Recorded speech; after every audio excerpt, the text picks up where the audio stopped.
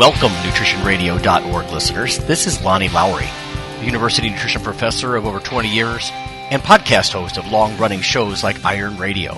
Come on in. Fitness Fridays. Hey, everybody.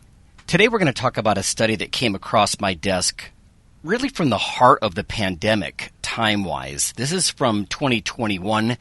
So I guess it's, a little bit older, but it emphasizes something that I saw in the lab myself with the coffee research that I've done. I used to say that women are not slightly smaller men, just sort of tongue-in-cheek. This really suggests that it's a psychology paper. It's entitled Sports, Men and Women React Differently to a Missing Audience. This makes me think about powerlifters and bodybuilders and anybody who's in an audience.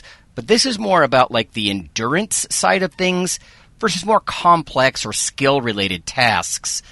This is from Science Daily, again, June of 2021. Without an audience, men run slower and women run faster. Isn't that interesting? The lack of spectators during the coronavirus pandemic appears to have had a noticeable effect on the performance of athletes at the 2020 Biathlon World Cup. This is according to a new study, at the time new, by Martin Luther University Halle-Wittenberg, MLU, in Psychology of Sport and Exercise. Now, I've had a sports psych class, but I am by no means a sports psychologist. This is just fascinating because of what I saw with coffee research and other types of lifting research that I've seen in the past. It says social facilitation theory suggests the mere presence of an audience improves the performance of simple tasks, especially those that require stamina. Here's a quote for you.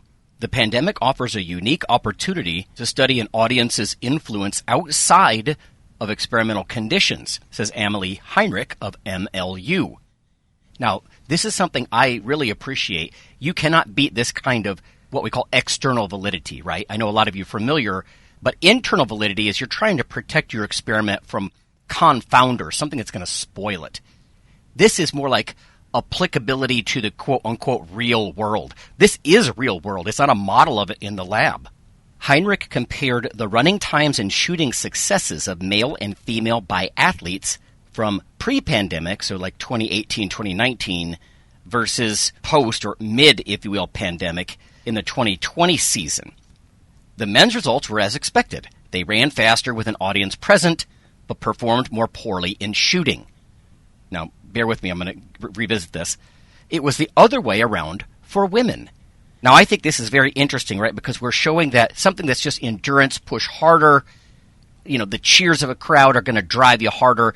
But when it comes to something that's skill-related, not so much. It's a little unrelated, but we saw something similar with caffeine in that being pretty heavily caffeinated will increase bar velocity on a simple task, like a Smith machine explosive bench press or squat, but not something that's too complex.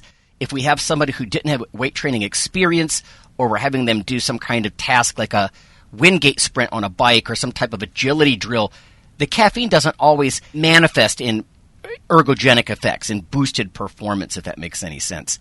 So in that case, it's almost like the crowd is analogous to caffeine. It's going to help push you in some of the more basic things where you just need to gut it out.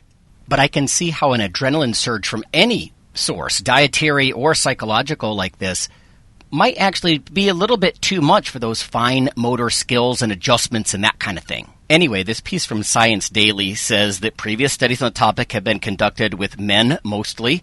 Again, similar to the coffee research I've seen, and a lot of research. Women are not slightly smaller men. This is true both physiologically and psychologically.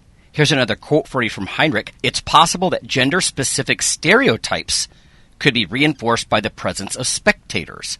For example, men are supposed to be physically stronger. But again, the researchers say gender should be taken into account in psychological studies like this as a determining factor. It does make one wonder if social facilitation theory and other things like that are just going to need adjustment moving forward.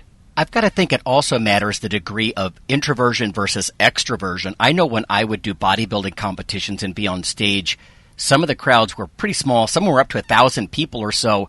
That was enough to weird me out doing complex tasks. So maybe, this research suggests or would have predicted my behavior. But I had to really kind of focus.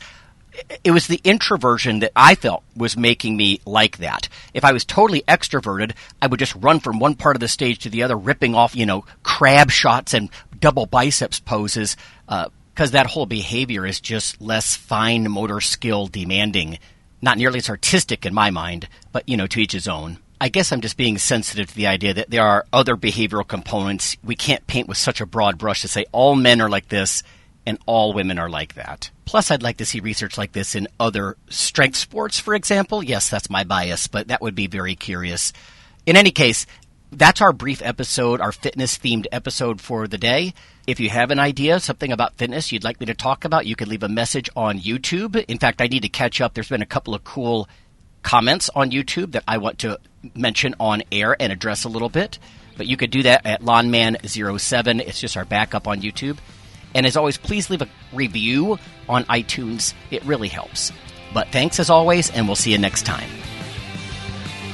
The NutritionRadio.org podcast is for informational purposes only. If you're interested in starting a diet or exercise program, check with your physician, nutritionist, or qualified exercise physiologist in order to make the progress that you need.